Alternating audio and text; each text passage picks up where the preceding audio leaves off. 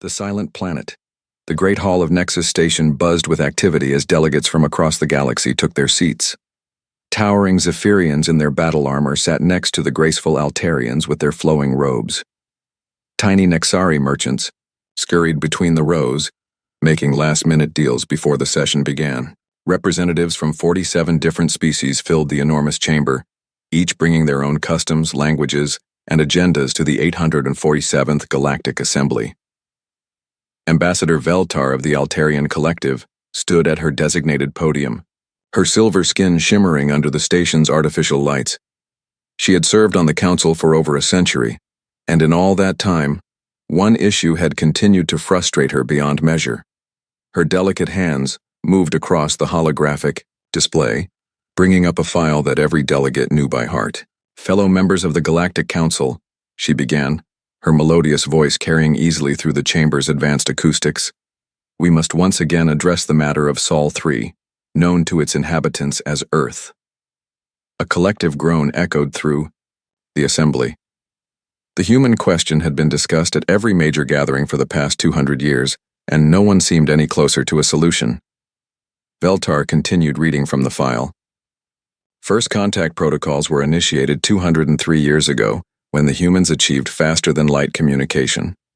Standard diplomatic packets were transmitted to their homeworld. The humans acknowledged receipt of our messages, but provided no formal response. She gestured, and the display showed a timeline of attempted communications. Red marks indicated failed diplomatic overtures, stretching back decades. "We have sent formal invitations to join the Galactic Council. We have offered trade agreements, cultural exchange programs, and technological assistance. Every message has been acknowledged but never answered." War Commander Krex of the Zephyrian hegemony slammed his armored fist against his seat. The sound echoed like a gunshot through the chamber. "This is intolerable. Every civilized species in the galaxy participates in council proceedings. The humans show disrespect to 2 centuries of galactic law and tradition." The massive warrior stood to his full height of nearly 3 meters. His species had dominated this sector of space for millennia through superior military might, and the concept of being ignored was personally offensive to him. "My fleet commanders report human vessels in 17 different systems. They have established colonies, mining operations, and research stations, yet when our patrol ships approach, the humans flee like cowards." Trader Prime Zix of the Nexari Consortium clicked her mandibles in agreement. Despite being barely a meter tall, her voice carried the authority of someone who controlled vast commercial networks. "The economic implications are troubling. Human colonies are completely self-sufficient. They mine their own resources, grow their own food, and manufacture their own goods. They refuse all trade overtures. This isolation disrupts established commercial patterns." Dr. Therian, the Council's chief xenobiologist, accessed his own research files. His people, the scholarly Mindari, had made first contact procedures their specialty. "Behavioral analysis suggests the humans understand our communications perfectly. Their acknowledgement signals use proper diplomatic protocols. They know we exist. They know what we want, but they choose not to respond. Perhaps they lack the intelligence to understand galactic politics," suggested Ambassador Quill of the hegemony states. "Their technology appears primitive compared to council standards. Maybe they simply cannot comprehend the complexity of multi-species governance." Veltar shook her head. "Intelligence assessments indicate otherwise. Human ships demonstrate advanced stealth capabilities. Their colonies show sophisticated terraforming techniques. They have achieved faster-than-light travel independently, without council assistance. Lack of intelligence is not the issue." The chamber fell silent as delegates considered this information. Every known species had eventually joined the Galactic Council, either voluntarily or through various forms of persuasion. The Council maintained order across thousands of star systems, regulated trade between species, and prevented the kind of devastating wars that had plagued the galaxy in earlier ages. "What do we actually know about human society?" asked Representative Morn of the Free Worlds Alliance. Dr. Therian consulted his files. "Long-range observations suggest a diverse planet with multiple governments and cultures. They appear to have recently unified under some form of global administration. though the exact structure remains unclear. Population estimates indicate approximately 8 billion individuals. Military capabilities? War Commander Krex demanded. Unknown, Dr. Therian admitted. Human vessels use unfamiliar energy signatures. They avoid direct confrontation with Council patrols. We have no data on their weapon systems or fleet strength. Trade Prime Zix leaned forward in her seat. Economic intelligence suggests they possess significant manufacturing capabilities. Their colonies require no external support, implying advanced industrial capacity. However, they show no interest in acquiring Council technologies or resources. Ambassador Veltar reviewed the summary data. 200 years of attempted contact, hundreds of diplomatic messages, dozens of trade offers, all acknowledged, none answered. The humans remained the galaxy's greatest mystery. The question before us today, she announced, is whether to continue our current approach or consider alternative measures. War Commander Krex stood again. The Zephyrian hegemony proposes immediate action. A species that ignores the Council, ignores galactic law. Perhaps they need a reminder of their obligations. You suggest military intervention? Ambassador Veltar asked carefully. I suggest a diplomatic enforcement mission, Krex replied. A fleet large enough to demonstrate Council authority. If the humans wish to remain isolated, they can do so from a single star system under Council supervision. The proposal sent ripples of concern through the Assembly.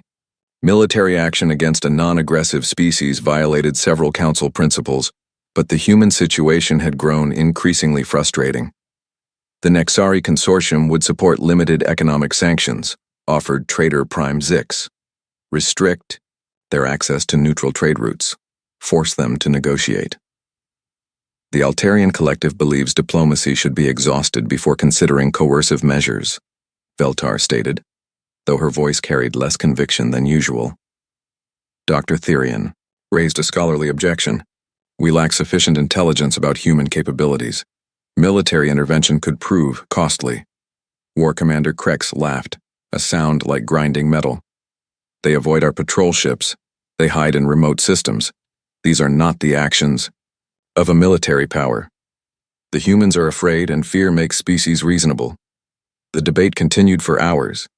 Some delegates argued for patience, others for immediate action. The Free Worlds Alliance suggested sending a larger diplomatic mission. The hegemony states recommended economic isolation. The Zephyrians pushed for military demonstration. Finally, Ambassador Veltar called for a formal vote. The motion before us to dispatch a diplomatic enforcement fleet to the Sol system, with authority to compel human participation in Council proceedings. The voting process took nearly an hour as each delegation consulted with their home governments. When the results appeared on the main display, the motion had passed by a margin of 3 votes. War Commander Krex smiled with satisfaction. The 15th Enforcement Fleet will depart within the week. 24 heavy cruisers and supporting vessels should be sufficient to encourage human cooperation. As the Assembly adjourned, delegates filed out discussing the historic decision. Never before had the Council resorted to force against a species that had not committed acts of aggression. But the human situation was unprecedented, and unprecedented problems required unprecedented solutions. Ambassador Veltar remained in the chamber long after the others had left, staring at the human file on her display. Something about this decision troubled her, though she could not identify exactly what. The humans had shown no signs of hostility, yet they possessed capabilities that remained mysterious. They understood Council communications, but chose not to respond. They had colonized 17 worlds without Council oversight, yet showed no signs of territorial expansion. What kind of species possessed such discipline and restraint? And what would happen when that restraint was finally tested? The questions would be answered soon enough. The Watchers deep beneath the Rocky Mountains of North America, Admiral Sarah Chen walked through corridors that officially did not exist. The Cheyenne Mountain Complex had been expanded far beyond its original Cold War specifications, with new levels carved from solid granite extending nearly a kilometer underground. The facility now housed the most sophisticated intelligence operation in human history. Admiral Chen stopped before a massive blast door marked only with the symbol of the Terran Defense Force. Her genetic signature and retinal scan granted access to what insiders called the Observatory, humanity's window into galactic politics. The command center beyond stretched across an enormous cavern. Hundreds of technicians monitored banks of screens, showing intercepted communications from across the galaxy. Holographic displays mapped trade routes, military movements, and political relationships between dozens of alien species. The soft hum of quantum computers processing incomprehensible amounts of data filled the air. "Admiral on deck," called Lieutenant Rodriguez as Chen entered the main floor. "As you were," Chen replied, making her way to the central command platform. At 62 years old, she had spent the last 30 years overseeing humanity's most classified project. While the galaxy believed Earth was ignoring their diplomatic overtures, the truth was far more complex. Dr. Marcus Webb, Earth's lead xenopolitical analyst, approached with a tablet full of reports. Despite his civilian status, Webb had become one of the most important people on the planet. His team of linguists, anthropologists, and strategic analysts had decoded every major alien language and studied every aspect of galactic civilization. "The latest council session just concluded," Webb reported. "They voted to send an enforcement fleet to Sol system, 24 heavy cruisers under Zephyrian command." Chen nodded without surprise. "Expected timeline?" War Commander Krex announced. "Departure within the week. Transit time to Earth is approximately 43 days using standard Council hyperdrive technology." Chen studied the main tactical display, which showed real-time positions of every major military fleet in the galaxy. Red icons marked Zephyrian vessels, blue represented Altarian forces, green indicated Nixari commercial escorts. Hundreds of ships moved through space, completely unaware that their positions were being monitored from a small planet they considered primitive. "Show me the political analysis," Chen requested. The holographic display shifted to show a complex web of relationships between galactic powers. Dr. Webb highlighted different connections as he spoke. "The Galactic Council appears democratic, but it's actually controlled by three major powers. The Altarians dominate through economic dependency. They provide advanced technology to developing worlds, then use debt obligations to control political decisions. The Zephyrians maintain order through military intimidation. Any species that challenges Council authority faces their enforcement fleets. The Nixari control commerce through monopolistic trade agreements." Chen studied the data with practiced eyes. "And the smaller species?" "Client states, essentially. They get protection and access to galactic trade networks in exchange for resources and political compliance. It's a sophisticated system of control disguised as cooperation." Dr. Webb activated another display showing detailed intelligence files on major Council species. "The Altarians are logical but inflexible. They believe their economic model benefits everyone and cannot understand why Earth refuses to participate. The Zephyrians respect strength above all else. They interpret our isolation as cowardice. The Nixari see untapped markets and unused resources." Chen walked to a secondary station where Commander Julia Park was monitoring intercepted communications. Park had spent 15 years learning alien languages and now spoke 17 different galactic tongues fluently. "What's the mood in the Council chambers?" Chen asked. Park pulled up recent diplomatic traffic. "Frustration mostly. They've never encountered a species that simply ignores them. The Altarians are genuinely confused. They keep sending increasingly detailed explanations of Council benefits, as if we just don't understand what they're offering." "And the Zephyrians?" Growing impatient, War Commander Krex has been pushing for military action for decades. This enforcement fleet represents a compromise position. They wanted to send 3 times as many ships. Chen reviewed the intelligence summaries with satisfaction. Every alien species had been cataloged and studied. Their languages had been decoded, their military capabilities assessed, their political structures analyzed. Humanity knew more about galactic civilization than most galactic citizens. The irony was not lost on her. While the Council believed Earth was too primitive or too afraid to respond to their overtures, human intelligence networks had penetrated every major government in the galaxy. Stealth satellites monitored military exercises. Quantum listening posts intercepted diplomatic communications, Advanced AI systems analyzed social patterns and predicted political developments. Dr. Webb, Chen called. Bring up the strategic assessment. A new holographic display showed the real reason humanity had remained silent for 2 centuries. Dr. Webb had synthesized decades of intelligence into a comprehensive analysis of galactic power structures. The Council isn't inviting us to join an alliance, Webb explained. They want us to submit to their system. New species start as junior members with limited voting rights. They're assigned economic roles based on their natural resources and industrial capacity. Military forces are integrated into Council command structures. Chen nodded grimly. Show the Admiral the colony assignments. Webb highlighted several star systems on the galactic map. New Council members are typically restricted to 3 or 4 worlds. Population growth is managed through mandatory colonization quotas. Technological development is controlled through licensing agreements with established powers. In other words, Chen concluded, they want us to become another client state. Exactly. Earth would be assigned the role of agricultural supplier and light manufacturing center. Our population would be distributed across assigned worlds under Council supervision. Our military would serve as auxiliaries in Zephyrian fleets. Chen studied the data with growing resolve. Humanity had spent 2 centuries developing independently, while the galaxy remained unaware of their true capabilities. Earth's 17 colonies were strategically positioned to control key hyperspace routes. Human manufacturing had achieved full automation and resource independence. The Terran Defense Force had developed weapons and propulsion systems that exceeded Council specifications. They think we're afraid, Chen said quietly. They have no idea we've been preparing. Dr. Webb activated one final display showing humanity's actual military capabilities. The numbers would have shocked any Council analyst. Earth shipyards had been producing vessels in secret for 50 years. Advanced manufacturing techniques allowed rapid construction using asteroid-based resources.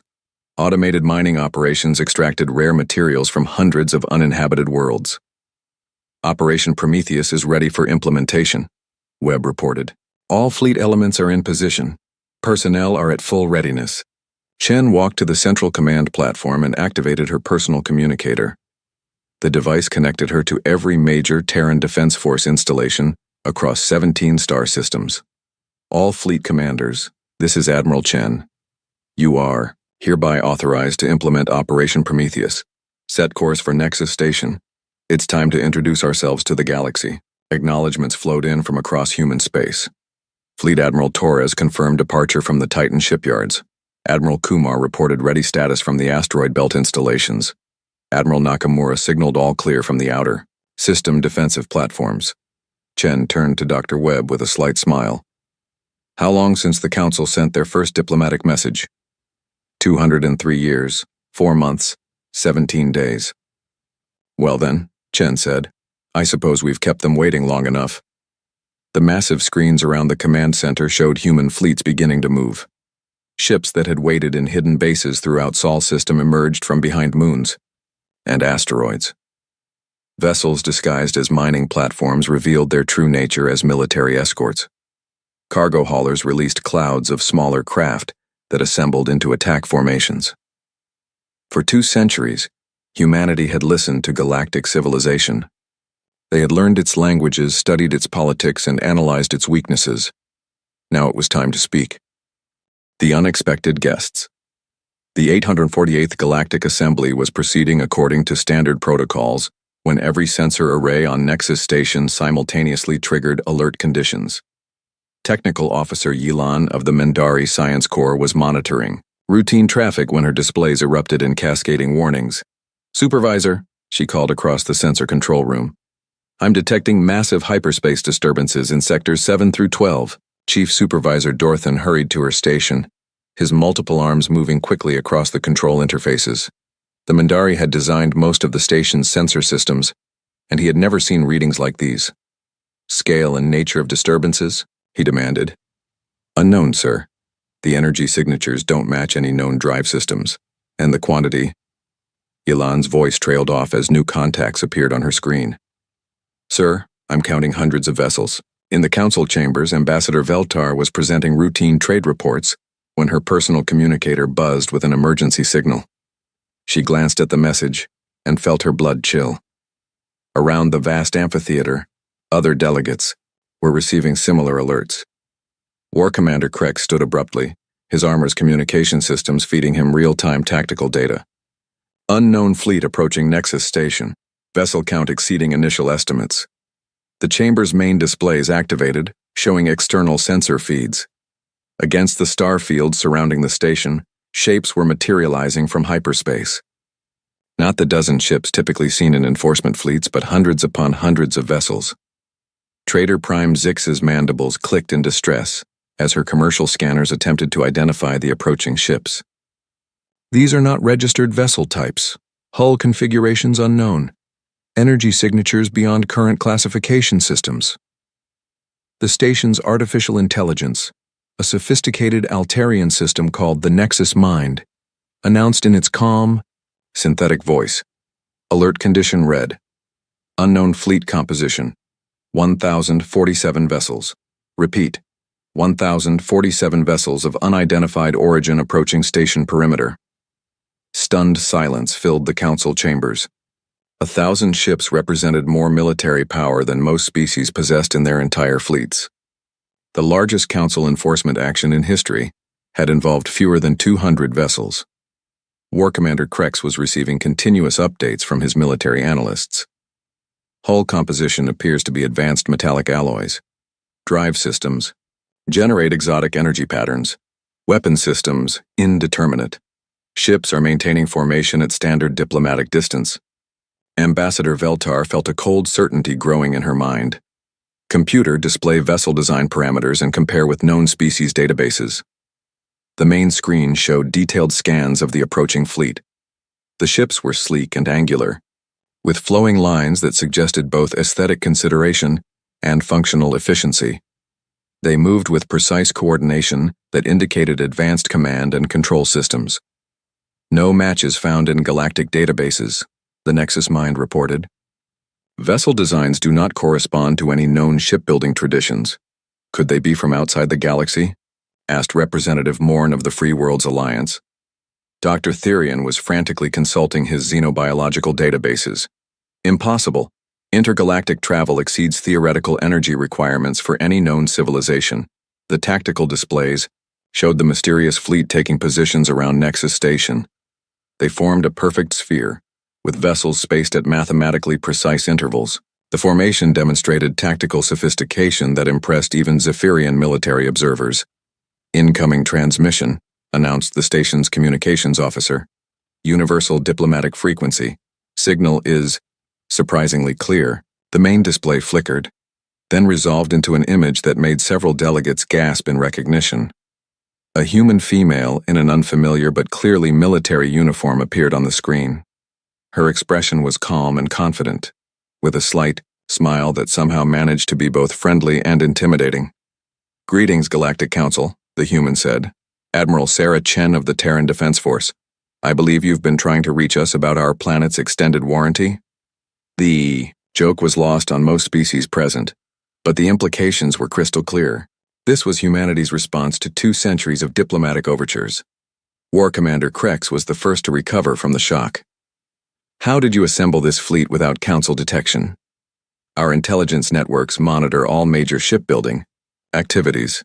Admiral Chen's smile widened slightly. You monitor the shipbuilding activities you know about, Commander. Humanity has been rather busy while you've been sending us those lovely invitation letters. Ambassador Veltar found her voice. Admiral Chen, your species has ignored council diplomatic communications for over 200 years. This display of force seems inconsistent with peaceful intentions. On the contrary, Ambassador, we've received every message you've sent. We've read every trade proposal, every cultural exchange program, every membership application. We've studied them very carefully. The admission sent shockwaves through the assembly. The humans had been listening all along. Dr. Therian leaned forward. If you received our communications, why didn't you respond? Standard diplomatic protocols require acknowledgement and preliminary negotiations. Chen's expression became more serious. Doctor, we did acknowledge your messages, but responding would have implied acceptance of your framework. We needed time to understand exactly what you were offering. And what conclusion did you reach? Asked Trader Prime Zix. That the Galactic Council is not the Democratic Alliance you pretend to be. You're a protection racket dressed up in diplomatic language. The accusation caused an uproar in the chamber. Delegates shouted denials and demands for clarification. War Commander Krex slammed his fist against his podium hard enough to crack the reinforced material. Chen waited for the noise to subside before continuing. For 2 centuries, we've monitored your communications, studied your political structures, and analyzed your military capabilities. We know about the economic dependency systems. We know about the tributary relationships disguised as trade agreements. We know about the client-state arrangements that strip developing worlds of their independence. Ambassador Veltar felt a growing sense of dread. You've been conducting intelligence operations against council members? We've been learning about our neighbors, Chen replied diplomatically. When someone sends you invitation letters for 200 years, it's prudent to research their organization before deciding whether to attend their meetings. The tactical displays showed human ships maintaining their positions with mechanical precision. No weapon systems were visible, but the fleet's mere presence radiated controlled menace. War Commander Krex activated his own communication channel. Admiral Chen, you command an impressive fleet, but you face the combined military might of 47 galactic civilizations. Your 1,000 ships are outnumbered by significant margins. Chen's image flickered as she consulted something off-screen. Actually, Commander, our intelligence indicates you could field approximately 800 heavy warships if you mobilized every council member's full fleet strength. Of course, that would leave your home systems completely undefended. The casual revelation of classified military data stunned the assembly. Council fleet strengths were among the most closely guarded secrets in galactic politics. However, Chen continued, we're not here to start a war. We're here to attend a meeting. Specifically, the 848th Galactic Assembly. I believe we're fashionably late. Ambassador Veltar struggled to process the situation. You wish to participate in council proceedings? We wish to make a presentation to the assembled delegates. We have a proposal that we believe will benefit all galactic civilizations. What kind of proposal? Asked Representative Morn. Admiral Chen's smile returned, but now it carried a hint of steel. A better way of organizing galactic civilization, one based on actual equality rather than disguised exploitation. One that allows all species to thrive without surrendering their independence to economic overlords or military hegemonies. The chamber fell silent as delegates absorbed the implications. Humanity had not come to join the existing system. They had come to challenge it. War Commander Krex's tactical displays showed his own fleet positions throughout the sector. Even with immediate mobilization, it would take weeks to assemble enough ships to match the human force. You speak of equality while deploying overwhelming military superiority. We speak of change, Commander. Whether that change happens peacefully or otherwise depends on how reasonable everyone chooses to be. The message was unmistakable. After 2 centuries of silence, humanity had finally decided to introduce themselves to galactic civilization, and they had brought enough firepower to ensure the introduction would be memorable. The reckoning. The council chambers erupted in chaos as delegates struggled to comprehend the impossible situation. War Commander Krex was shouting orders to his fleet commanders, while Ambassador Veltar frantically consulted with Altarian intelligence networks. Trader Prime Zix had activated emergency protocols to protect Nexari commercial assets throughout the sector. Through it all, Admiral Chen's image remained calm and composed on the main display. She watched the alien politicians scramble, with the detached interest of someone who had predicted every possible reaction. Order! Order in the chamber! Ambassador Veltar called, activating the station's crowd control systems. A low harmonic tone filled the air, designed to calm agitated beings from multiple species.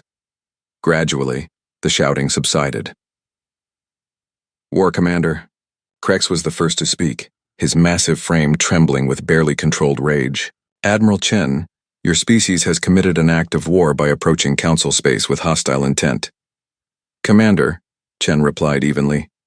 We approached openly, on established trade routes, using standard diplomatic frequencies. Our ships have not targeted your facilities or threatened your personnel. By any definition of galactic law, this is a peaceful diplomatic mission. Peaceful missions do not require 1,000 warships. Chen's smile never wavered. That depends on who you're visiting, doesn't it? Dr. Therian was frantically reviewing xenobiological databases, searching for any precedent for human behavior. Admiral, your species has demonstrated capabilities far beyond our previous assessments. How did you achieve such rapid technological advancement? Doctor, our advancement wasn't rapid. You simply weren't paying attention to the right things. A new holographic figure materialized beside Admiral Chen. Dr. Marcus Webb appeared as a civilian consultant, his academic credentials displayed for the Council's benefit. Unlike Chen's military bearing, Webb projected the calm authority of a scholar presenting research findings. Distinguished delegates, Webb began.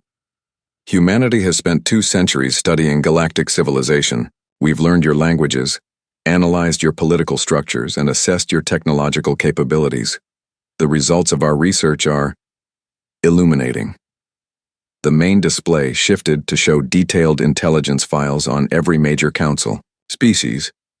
Webb gestured and specific datasets appeared.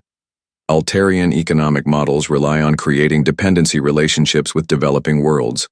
You provide advanced technology in exchange for exclusive resource extraction rights and political compliance. Client species become economically dependent on Altarian systems, making independence effectively impossible. Ambassador Veltar felt a chill of recognition. The human analysis was disturbingly accurate. Webb continued without pause. Zephyrian military doctrine emphasizes overwhelming force projection to maintain order. Your fleet deployments are designed to discourage resistance rather than provide actual security. Client species provide auxiliary forces and strategic resources while surrendering military autonomy. War Commander Krex's tactical displays confirmed the accuracy of human intelligence. Every major Zephyrian base location, fleet strength, and deployment pattern was correctly identified. Nexari commercial networks create artificial scarcity through monopolistic trade agreements. You control distribution channels for essential technologies and resources, forcing client species to accept unfavorable terms. Economic prosperity becomes contingent on Nexari approval. Trader Prime Zix's mandibles clicked in distress as Webb displayed classified commercial data that should have been impossible for outsiders to access. The Galactic Council presents itself as a democratic alliance, Webb concluded, but it functions as a sophisticated control mechanism. New species are inducted as junior partners with limited rights, assigned economic roles based on galactic needs rather than their own interests, and gradually integrated into dependency relationships with established powers. The chamber fell silent as delegates absorbed the comprehensive indictment of their political system.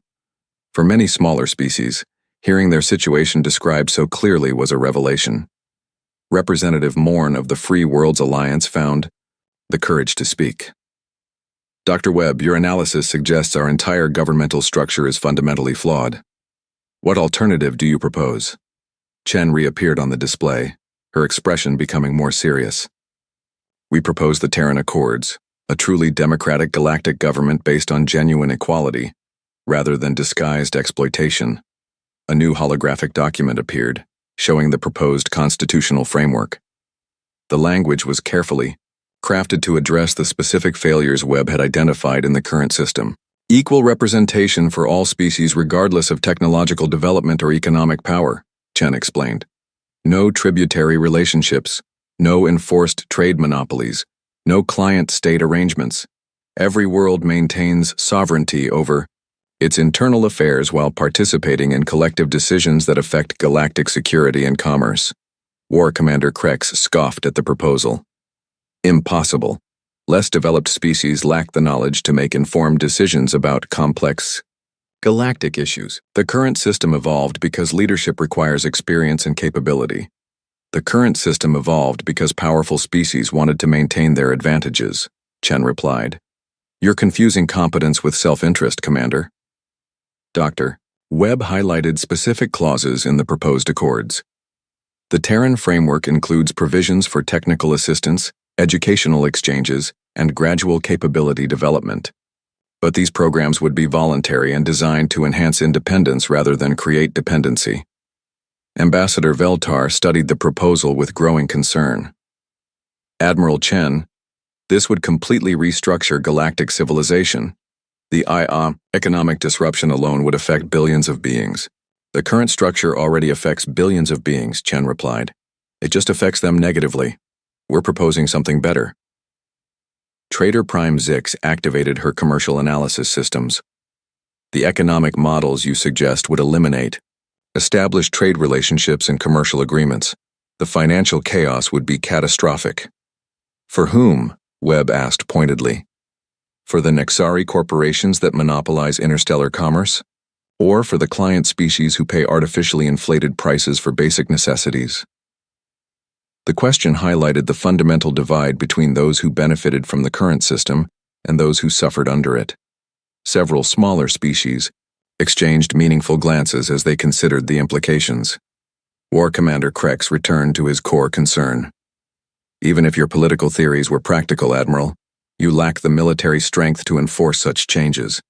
The Council commands vastly superior numbers. Chen's expression hardened slightly. Commander, let me clarify something. This fleet represents approximately 30% of current Terran Defense Force capabilities. Our shipyards have been operating at full capacity for 50 years. Our technology exceeds Council specifications in every major category. Your tactical computers should be telling you exactly how this engagement would conclude.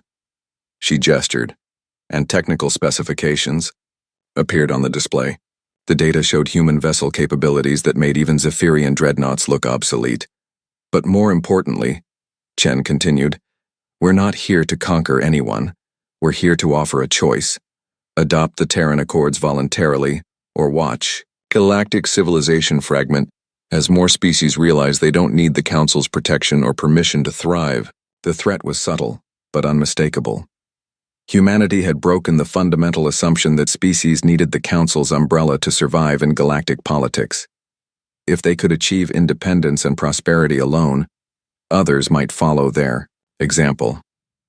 Ambassador Veltar understood the strategic implications immediately. You're not just challenging our governmental structure, you're challenging the entire concept of mandatory galactic unity. We're challenging the concept of forced unity, Chen corrected. Voluntary cooperation benefits everyone. Coercive systems benefit only those in control. War Commander Krex was receiving continuous tactical updates from his fleet commanders. Every analysis confirmed the same conclusion. Human military capabilities exceeded Council estimates by orders of magnitude. A direct confrontation would be catastrophic. What guarantee do we have that humanity won't become the new galactic hegemon? He asked. Chen's smile returned, but now it carried genuine warmth. The same guarantee you gave to every species you inducted into the Council, Commander. Our word that we'll abide by the principles we're proposing. And if we refuse your proposal, then you refuse it. But you'll do so, knowing that the galaxy has seen an alternative to your system. And you'll do so knowing that humanity will continue to exist and prosper outside your control. The message was clear. The age of Council dominance was ending, whether they accepted it gracefully or not. Dr. Therian raised one final question. Admiral Chen, why reveal yourselves now? You could have remained hidden indefinitely. Chen considered the question carefully. Because isolation is ultimately a dead end, Doctor. Humanity wants to be part of galactic civilization. We just want it to be a civilization worth joining. The new paradigm. The Council chambers remained silent for long minutes as delegates processed the magnitude of humanity's proposal. The Terran Accords represented more than political reform. They challenged every assumption about how galactic civilization should function. Ambassador Veltar was the first to break the silence. Admiral Chen, you're asking us to dismantle a system that has maintained galactic peace for millennia. The current structure may be imperfect, but it has prevented the devastating wars that plagued earlier eras. Chen nodded respectfully. Ambassador, we're not proposing to eliminate galactic cooperation. We're proposing to make it genuinely voluntary. Peace maintained through coercion is not true peace. It's suppressed conflict, waiting for the right moment to explode. Dr. Webb activated additional displays showing historical data. Our analysis indicates that the current system has prevented large-scale wars by ensuring no single species could challenge Council authority. But it has also created numerous smaller conflicts as suppressed populations rebel against their client Status. The data was damning. Dozens of police actions and stabilization missions over the past century, all designed to maintain the existing power structure. Representative Morn of the Free Worlds Alliance leaned forward in his seat. Dr. Webb, your proposal assumes that species will cooperate voluntarily when their survival interests conflict. History suggests otherwise. History under the current system, Webb replied. When species are treated as equals rather than subordinates, they tend to behave more cooperatively. When they know they can withdraw from agreements that no longer serve them, they're more likely to honor the agreements they make. Trader Prime Zix had been running economic projections throughout the discussion. The commercial implications are staggering. Eliminating established trade monopolies would disrupt supply chains across the galaxy. Billions of beings depend on current economic arrangements. Chen addressed the Nexari directly. Prime Zix, your analysis assumes that current trade relationships are necessary rather than simply profitable for Nexari corporations.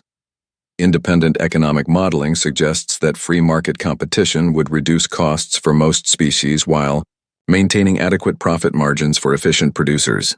And inefficient producers? Zix challenged. Would be replaced by more efficient ones, Chen replied calmly. The same natural selection that drives biological evolution can improve economic systems if artificial barriers to competition are removed.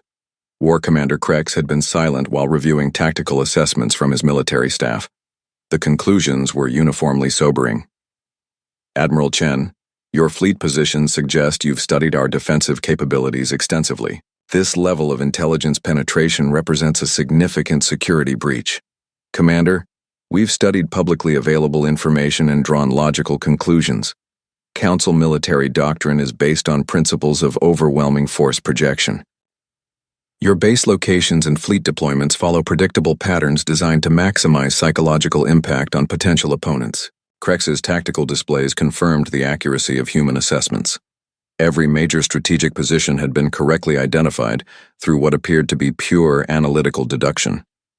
You've turned our own doctrine against us, he admitted, grudgingly. We've learned from your successes and failures, Chen corrected. The Zephyrian military model works well for maintaining order among compliant populations. It's less effective against opponents who understand your methods and refuse to be intimidated. Dr. Therian had been consulting with xenobiological colleagues throughout the galaxy. Admiral, we're receiving reports of human activities in sectors previously thought uninhabited. How extensive is your actual territorial presence? Webb brought up a galactic map showing human colony locations. The distribution was far more extensive than Council intelligence had indicated. Humanity currently maintains active settlements in 43 star systems with resource extraction operations in an additional 78 systems. The revelation stunned the Assembly. Human expansion had proceeded completely under Council radar, establishing a significant territorial presence without triggering diplomatic protocols. These colonies operate under unified Earth government? Asked Ambassador Veltar. Under the Terran Colonial Charter, Chen confirmed. Each world maintains local autonomy while participating in collective decisions through democratic representation. It's essentially a smaller-scale version of what we're proposing for galactic governance. Representative Vask of the Outer Rim, Territories found the courage to speak. His species had been a Council client for over 2 centuries. Admiral Chen, what guarantees would independent species have under your proposed system? How do we know humanity won't simply replace the current powers as the new dominant force? Chen's expression became more serious. Representative Vask, we can't provide absolute guarantees any more than the Council could when they promised to protect client species. What we can offer is a system designed to prevent any single power from dominating others. Dr. Webb highlighted specific constitutional provisions. The Terran Accords include mechanisms for collective action against aggressive powers, including humanity. No species would be dependent on any other for essential resources or security. Independent capability development is encouraged rather than restricted. War Commander Krex reviewed the military implications carefully. You're proposing to arm every species in the galaxy with advanced military capabilities. That seems likely to increase conflict rather than reduce it. Weapons in the hands of equals tend to preserve peace, Chen replied. Weapons in the hands of overlords tend to preserve dominance. The current system concentrates military power among a few species while keeping others defenseless. Our proposal distributes defensive capabilities more evenly. The debate continued for hours as delegates grappled with concepts that challenged their fundamental assumptions about galactic governance. Smaller species began to see opportunities for genuine independence. Larger powers worried about losing their privileged positions. Ambassador Veltar called for a brief recess to allow delegations to consult with their home governments. As alien politicians filed out in confused clusters, she remained in the chamber with her senior advisors. Analysis? She asked her intelligence chief. The humans are not bluffing about their capabilities, came the immediate response. Their fleet positions demonstrate tactical sophistication that exceeds our current models. Their intelligence penetration is comprehensive and sophisticated. Most critically, their economic independence appears genuine. They don't need anything we currently provide. Veltar considered the implications. Political assessment? If they wanted to conquer the galaxy, they probably could. The fact that they're proposing voluntary cooperation suggests they're sincere about their stated goals. In another section of the station, War Commander Krex was receiving similar briefings from his military staff. Can we defeat them? He asked, bluntly. Unknown, sir. Their technology appears superior to our current systems. More importantly, their strategic positioning suggests they've been preparing for this confrontation for decades. Even if we could win a direct engagement, the cost would be catastrophic. And if we accept their proposal, the Zephyrian hegemony would lose its position as the dominant military power. However, under their proposed system, we would retain significant influence based on our actual capabilities rather than our historical position. When the session resumed, the mood in the chamber had shifted noticeably. Delegates who had initially reacted with outrage were now asking practical questions about implementation timelines and transition procedures. War Commander Krex stood slowly, his massive frame commanding attention throughout the chamber. For several moments he stood in silence, visibly struggling with a decision that would define his legacy. Admiral Chen, he said finally, the Zephyrian hegemony has maintained galactic order for 800 years. We have fought countless battles to preserve peace among the stars. We have sacrificed thousands of warriors to protect species that could not protect themselves. Chen waited respectfully for him to continue. Your proposal would end that role. The hegemony would become merely one voice among many, our fleet serving collective decisions rather than our own strategic judgment. Yes, Commander, that's exactly what we're proposing. Krex reached for his ceremonial war blade, a weapon that had belonged to his family for 20 generations. Every delegate in the chamber tensed, unsure whether he was about to issue a challenge or make a symbolic gesture. Slowly, deliberately, he removed the blade from its sheath and placed it on the podium before him. In Zephyrian culture, the gesture represented acknowledgement of a superior opponent and willingness to negotiate rather than fight. The humans have proven themselves worthy of respect, he announced. They studied us for 2 centuries while we dismissed them as primitives. They achieved military superiority while we remained ignorant of their capabilities. They offer cooperation while demonstrating the power to impose their will. He straightened to his full height. The Zephyrian hegemony will consider the Terran Accords. Thank you for watching and comment for next part.